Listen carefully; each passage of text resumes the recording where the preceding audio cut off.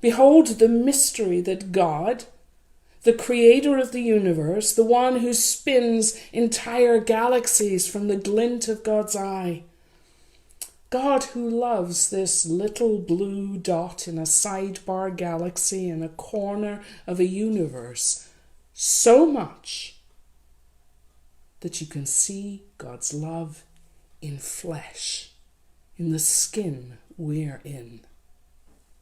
This creating one who delights in the breaching of a whale, in the fractal dance of a flock of birds in flight, or that dancing veil of the northern lights over frozen tundra, or the song of a loon on a silent lake, and everything more.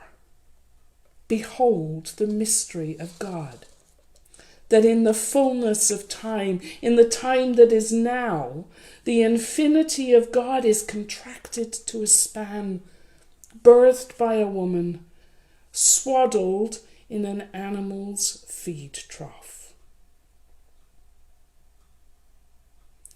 That's what today is for. To linger long enough at the manger to behold the mystery. But beholding the mystery isn't an end in itself. And we know that because of what both Paul and Luke tell us about why God chooses this incarnational mystery of redemption. It's so that we can see in the infant Jesus not only a glimpse of God's divinity, but also a glimpse of God's humanity, and a glimpse of our own human capacity as God's children, as God's heirs, as God's inheritors.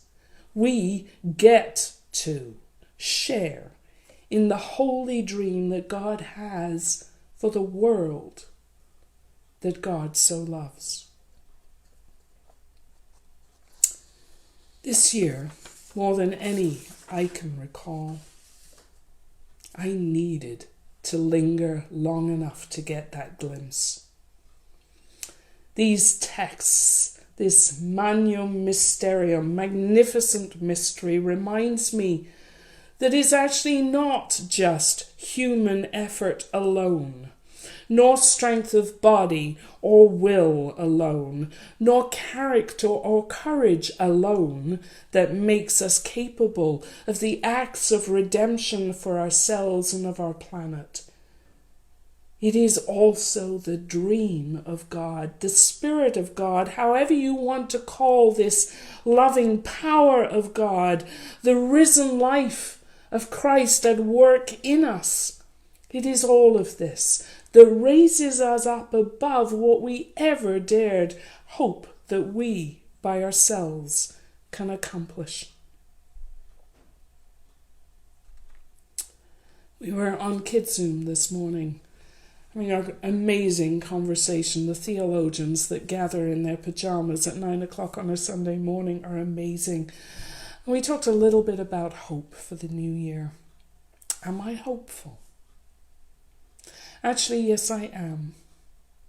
I am hopeful because, as Paul said and as Luke said, in the fullness of time. That means in the time that is now, as God has done in every time that has been needful.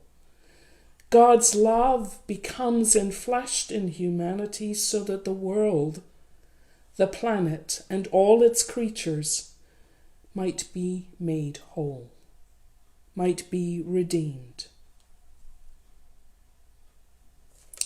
As to how, that is the magnificent mystery, isn't it?